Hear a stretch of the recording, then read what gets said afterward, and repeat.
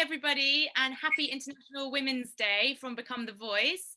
We're speaking to you today with International Women's Day in mind, and that we have to challenge something for International Women's Day this year. So we are going to challenge two things, really. We're challenging the freedom to choose to wear items of clothing as a woman. So we have with us Haneen from Palestine, who has chosen to remove their hijab, and Kate from the UK, who chooses to wear the hijab. So we're going to discuss that. But we're also celebrating our freedom to be able to discuss these issues with a feminism that seems to be moving more and more towards shutting down cross-cultural and cross-racial discussions on these issues. We really want to celebrate and demonstrate how we can have effective and empowering discussions across races and cultures without it being patronizing or damaging in any way, but instead very fruitful. So that's what we hope to do today, and we hope to have a really interesting discussion with all three of us. So again, happy International Women's Day, and let's get to introducing ourselves. Haneen, could you introduce yourself and tell us a bit about you? Yes, for sure. Well, first of all, hello for you and for Kate as well. My name is Haneen Kawasmi, and I'm a 23 years old, a young Palestinian girl, and today I'm working as a youth activist that actually I'm very proud that today I'm promoting for gender equality. I'm promoting for better engagement for women in the labor market, in the political field and other different fields, in order to get them involved in the at all aspects and fields of life. Wow, that really is amazing, especially at 23. Yeah. Well, Exactly. we're gonna speak to you a lot about that. First of all, let's hear from Kate, and then I'll introduce myself.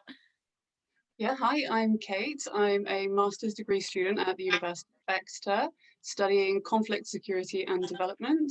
And I've chosen optional modules of forced migration, and I'm very interested in the plight of refugees and people who are living in extended conflict zones, for example, Palestine.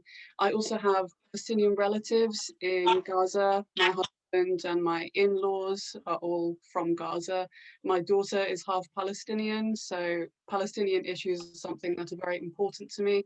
I also think that this question that we're talking about today is very important, because I know many people who've decided to not wear hijab and people who decide to wear hijab and even niqab. So I think it's a really important question to be asked, and I'm really looking forward to discussing it. Brilliant, brilliant. And my name is Charlotte, and I'm the founding director of Become the Voice, that aims to look at these kind of controversial issues and have youth engaged and empowered in these discussions, and have youth as the change makers for their communities. Now, what I'd really like to hear about first is just a bit more from Haneen. I know that when I last met you, you were working on a blog, Yeah. on this blog, and now you're doing all this work with the women's issues. What inspired you really to become involved in women's rights, and what do you hope to achieve with the work and the blog? Okay, yeah, it's a very interesting question.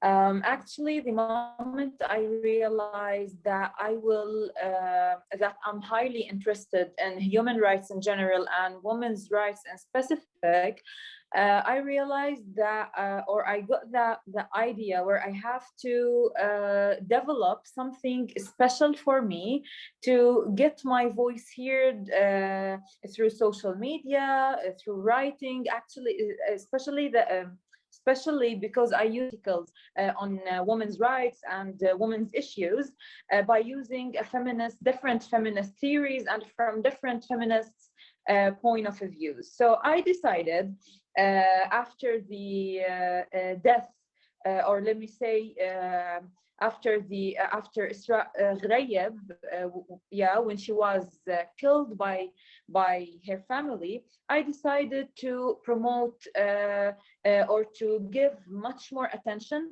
for gender equality by developing my personal blog on Instagram. And actually today I keep posting stories of girls who were killed under the name of the honor killing, and also of girls who were let me say killed, or they went through gender-based violence and different kind of violence. Also let me say the different conditions that actually and unfortunately women go through in Palestine, especially in the marginalized areas. So I decided to open this blog to begin posting my thoughts, my ideas, and other girls' stories as an independent feminist platform that sheds lights on women's issues. Also, it completes my work as I work at an NGO's organization that focuses on developing women, developing the way they think, the way they behave, and the way they react also to the gender-based violence. As a lot of women, they reach that point where they deal normally with the gender-based violence, unfortunately. Also with let me say, with taking of their rights as it's something very normal, without even giving a minimum effort for calling for their rights, which is considered as a natural rights for any human being on this earth. So I decided to begin spreading. Yeah. So you're working to have women realize their own rights. Yeah, exactly. So I'm working on the self-development for women, also on spreading much more awareness about their rights, because the moment you do not realize that this is your right, my right, so taking these rights would be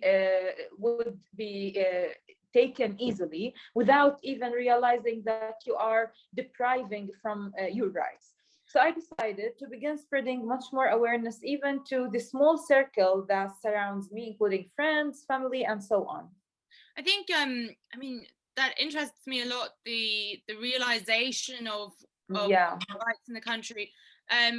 When I was there with you, I remember the Convention to Eliminate Discrimination Against Women, CEDAW, was coming under attack from Hizb ut-Tahrir and related groups in Palestine. So with this sort of attack on the realization of women's rights, this view that realizing women's rights is an American Western thing, and that it's being imposed upon the Palestinian women, do you find yourself at a struggle with those kind of thinking people and the Hizb ut-Tahrir organization? Yeah, actually, there is always that large gap between feminism and religion at the same time, because I don't think that, or usually religious people, they attack feminists as they are going against religion. I don't know why, but actually no, feminism in general is a humanitarian movement that calls for women's rights, men's rights as well, and the different people from different identities, including the diversity of the sexual identity and other things. So we are not attacking a particular people or a particular party or a particular group at the community. But the way people, unfortunately, especially the religious people, receive feminism is highly negative. And I think here lies the problem, when you don't know what is that particular group of women are calling for, or men are calling for. So I think the gap begins to expand much more, to expand. Do you ever find yourself personally attacked for the work that you do? Yeah, many times. I used to got those messages on Facebook or other social media accounts where they asked me, "Are you happy for being a feminist? Are you happy for calling for women rights, for gender equality? You are actually promoting for Western ideas that actually do not fit our community, do not fit the Palestinian culture and the Palestinian, let me say, community in general." So I stopped reply. Sometimes I used to reply actually, but sometimes I find it useless to waste my time replying for each one. Because if they want to know much more about feminism, they have the social media, they have the internet, they have Google, so they can Google about whatever they want and get the information they need. Yeah. Do you think that it's a misunderstanding from the community about what you're Yes, actually trying to do? exactly. Yeah, Exactly. yeah. The misunderstanding of concepts, of theories, and of movements usually causes a large problems, even between not only between communities, but also between friends, for example, couples. So just imagine having the biggest misunderstanding of theories of a particular movement that exists not only nationally but as well internationally. But there are some elements of the feminist movement, the women's rights movement, and the human rights movement that distinctly, in their opinion, does go against their religious understanding. I remember, Haneen, you talking to me a little bit about there being an LGBT presence in Palestine, and there Yeah. being LGBT activists. Now, that definitely is going to be understood as countering the religion. So how then do you deal with aspects like that? Yeah, when it comes to LGBT community or the homosexuality in general, actually, I'm not defining myself as an LGBT activist, but actually as I'm promoting for gender equality. I'm sorry, for human rights. And as I'm doing the role of being a youth activist, so I feel it's my responsibility to talk about people with different, as I mentioned before, with different interests, different sexual identities. So I think, yeah, exactly as you said, the LGBT, let me say, the homosexuality in general, it highly contradicts with the religion. So yeah, the moment I began asking for their rights, or not only calling for their rights, but even talking about this topic, it's highly dangerous in our community.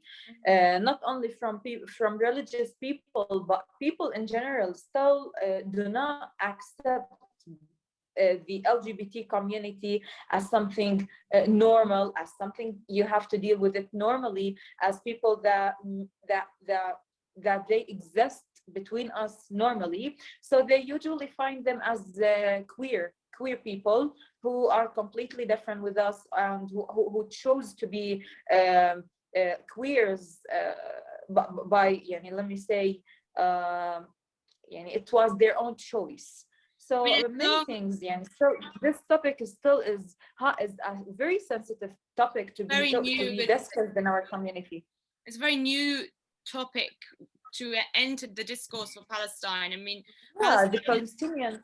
Yeah, is still accepting CEDAW, which is providing equality for women, and that is still something that is debated and protested against. And it's a long way before there will be more complex addressing of these more complex issues that they're really yet to grapple with at all, such as gender and sort of gender fluidity and sexuality. These are issues yeah.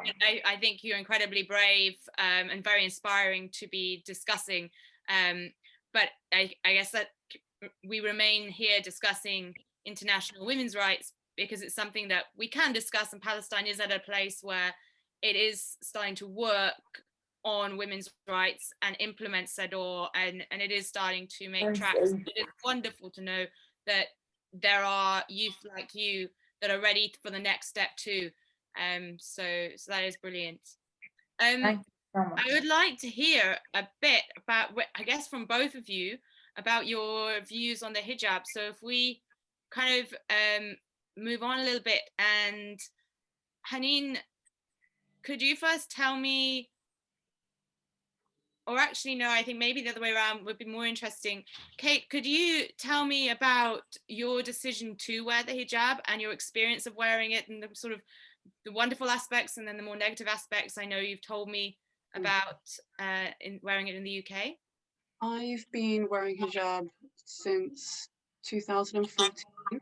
And bearing in mind, I actually converted to Islam a few years before that. I didn't feel comfortable wearing hijab for quite a long time because in the community here, you can get very strange looks, you can get comments, you can get people looking at you in a very strange way if you do decide to wear a hijab.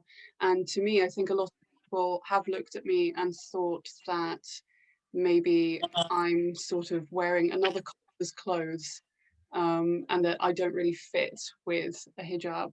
But to me, the reason that I wear it is a religious choice to me. It's because from what I understand is in the Quran, I understood from my perspective that I need to wear it. But as I said, I have friends who don't wear it, or friends who wear it some of the time and not other times. And I think it's a very personal decision. For me personally, on my religious journey, as I could say, I feel like it's necessary for me. And it was very, very difficult to put it on because of my family, who's not religious at all, and also the wider community. I was living in a small town at the time, and I was basically the only person wearing hijab. There weren't any Muslims where I was living, and I'm this white British girl who put this piece of cloth on her head, and everyone gets upset around me. So it's interesting to me actually to have this discussion, because to me, I appreciate it's harder for me in the West to put it on, and it's much harder for you, Haneen, in the Middle East to take it off. So it's like we've both chosen the really difficult path. Exactly. True that. I totally agree with you. But it's yeah, it's something that I think is a very personal choice, and I think it's something that each woman has to decide to do or to not do, and that choice needs to be respected based on your freedom to choose. Because if you try and force someone to wear something that they don't feel they should wear, or try to stop someone from wearing something that they feel they should wear, I think it's kind of like taking away somebody's right to choose. And whatever I believe religiously does not make my religious beliefs more valid than somebody else's religious beliefs. You know, if you believe something different, it's not for me to tell you, you have to wear exactly as I wear because my belief is more true than your belief. It's not fair. You can't say it.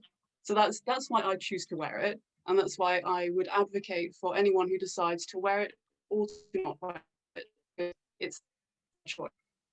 Yeah. That's really interesting to hear that, Kate. And it's, you know, such a brave thing, you taking on wearing the hijab in the UK and from your community. And if it's your personal belief that it brings you closer to God and that you feel it's a part of your worship, then that's absolutely something that should never be judged or commented on, or legislated upon in any way. But I understand that for Haneen and for women, I mean, Palestine is quite moderate, the situation with the hijab. But Haneen, please do tell us your story. Okay. Actually, taking off the hijab was not that easy, as putting the hijab was my choice, and taking the hijab was also my choice, but I never regret taking that choice.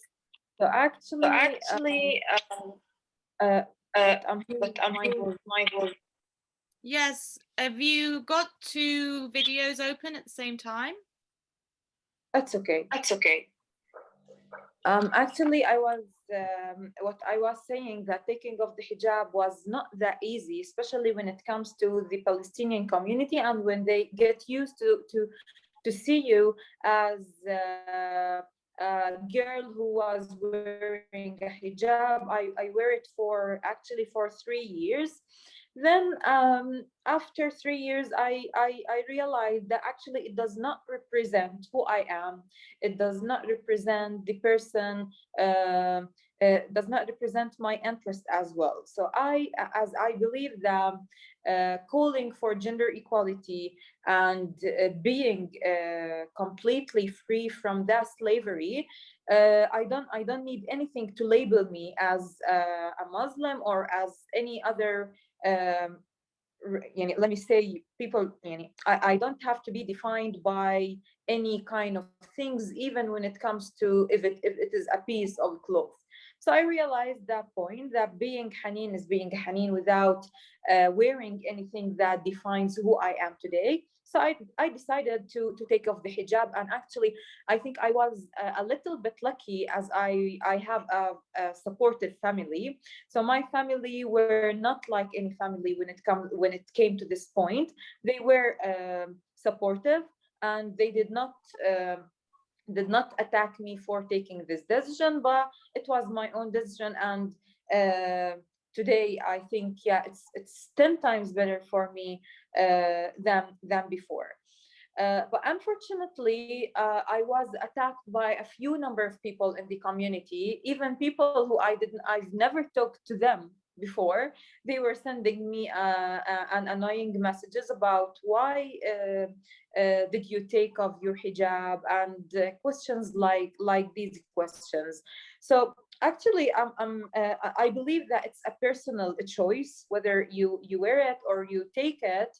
For me, um, all women are equal. All women are going through different kinds of discrimination, whether if it comes to the way they have to behave, the way they have to look, including the clothes and other things. So it was a personal choice, and I don't actually. Some girls usually ask me, like, what did you feel after taking off the hijab? The thing I felt, it's freedom. Actually, this is the only thing I felt, freedom. And Isn't that interesting, Haneen, just to pick up there on your choice of words, how this is the exact same piece of clothing, but the difference is the context. For you, in a place where the majority, more than the majority, is a tiny fraction yeah, are not wearing hijab, and it is socially mandatory, really, in a sense. So for you, yeah, taking it off is absolutely freeing. But then for Kate, in a context in which it's not worn, and wants to take on the identity in this sense, and wants to take on the religion in this particular way, for her, putting it on was a freedom to sort of join that element of the religion. So both of you talk about this freedom, but the context makes it different results. We have here one Muslim lady wearing the hijab and one Muslim lady not wearing the hijab, but both are saying it's freedom, which it's very, very interesting.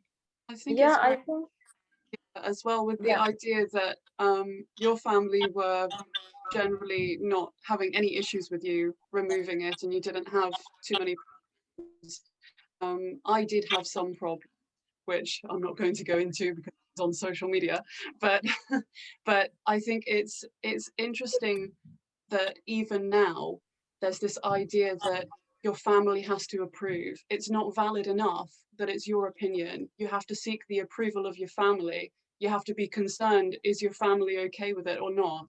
And it's this feeling that each human being has, is my society going to accept me? Is my family going to accept me? And why are we still concerned about that? Why does it still bother us when actually it's ourselves, it's our own soul that has to be comfortable in life? And it's the idea that other people can make you very uncomfortable by Yeah. trying to take what you should do fascinates me, honestly. Yeah, it's just fascinating that it's all about context. And Kate and I actually are reading a book, Do Muslim Women Need Saving? And the perspective in that book very much is through one lens, really, that the hijab is generally a choice to wear, and that the majority of the issues is with it being forced to not be worn rather than forced to be worn, and that discussions on the topic are inherently Islamophobic, especially if they are from outside of the community. I think this discussion we're having here, and what you're saying, Kate, about freedom to wear, and the community, what does the community think, and worrying about our family and what our family thinks. We've got this extra lens now of worrying whether we should be discussing these issues at all, and it's just so important that we can have these discussions, break down these barriers, and move forward, and hopefully move into a future where, as you've said, Kate, that it's your soul and it's your decision, and we can wear or not wear what we want, and we can have a discussion about it, and that's okay. Haneen, I wondered, was moving from Hebron, a very conservative area, to Ramallah, which is far more liberal, I would say, city in Palestine, had that choice anything to do with your removing of the hijab? Actually, no, as I moved with my family. My family, yeah, my family moved to here. So no, I do believe that the place plays a major role in taking some decisions, but actually no, it was not the reason behind taking this decision. The main reason that makes me taking or forced me to take this decision is I refuse to live in a dual identity that actually contradicts who is Haneen today. So and it's probably the same for Kate, yeah. Yeah, absolutely. I can connect with that idea. Yeah. Not fascinating. We're the same. Doesn't it smack really of context? Yeah. Both of you want to declare your identity and who you are, and both of you feel constrained by your surroundings to do that. And the result is one of you is in the hijab and one of you is not in the hijab. The difference is the UK and Palestine. Yes. Fascinating. It's very interesting. Well, I wonder, Kate, do you have any more questions on that? Maybe we should ask you what you feel, Charlotte, the kind of surroundings around you have tried to kind of influence your ideas maybe about hijab, or what you kind of understand about hijab and what you think about it. Yeah. I think it's changed a lot. I would say maybe 5 years ago, around 5 years ago, I would have seen it as a repressive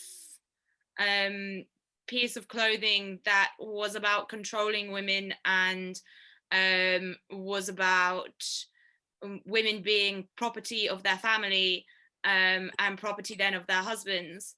And I think that's because I hadn't met people in Europe who were choosing to wear it, but I had read a lot about those in the rest of the world that is what it was. More or less. I mean, not that's not a blanket rule, but I think what you hear about in books and on the news is more about it being used in that way, which it definitely is in parts of the world. So that is the impression I had. And then I think I went and spent time in Palestine, and I have grown a larger kind of interfaith network of friends in the UK, and I've seen those that are really choosing to wear it, embracing it for spiritual and religious reasons. Although I have read the Quran, and I do understand that the root of it, although it's not very clear that it's mandatory, but where it's taken from, I do still think that has links to modesty and men and sort of hiding sexuality, And it does still say, for me, its root still says to me that this is to do with a low idea of men and a idea that women need protecting from men. I still have trouble with its root, but I think if someone is choosing to wear it for their own sake and it's not to do with the root, they're wearing it because it's also developed into something else.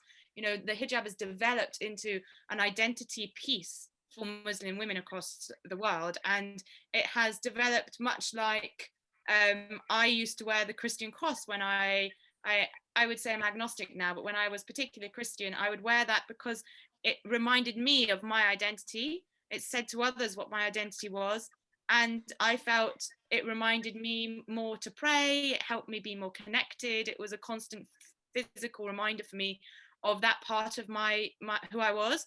And so I can completely see how that has, but that is what the hijab has become for so many women. So I guess now where I stand is I see trouble with its root. I see a lot of trouble in parts of the world with it, but I completely understand and celebrate women who have the freedom to wear it and choose to wear it for their own reasons. It's kind of where I am. Nice.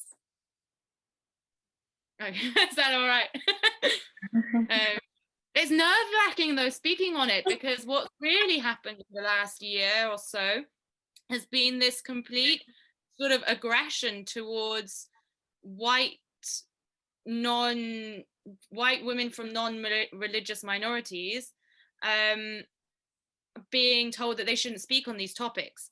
So I open my mouth on it and I'm like, oh, but I'm a white woman, which I think is a terrible development that we're seeing in feminism and activism. But I don't want to stay on that point because I go on and on about it. So I'm just looking through. We had some questions that we did want to ask you. So I'm just having a look to see what we haven't actually covered yet. We picked, Kate and I picked some areas of interest for Palestine in particular. And so I wanted to ask you, what do you think are the 3 most pressing issues for women in the West Bank?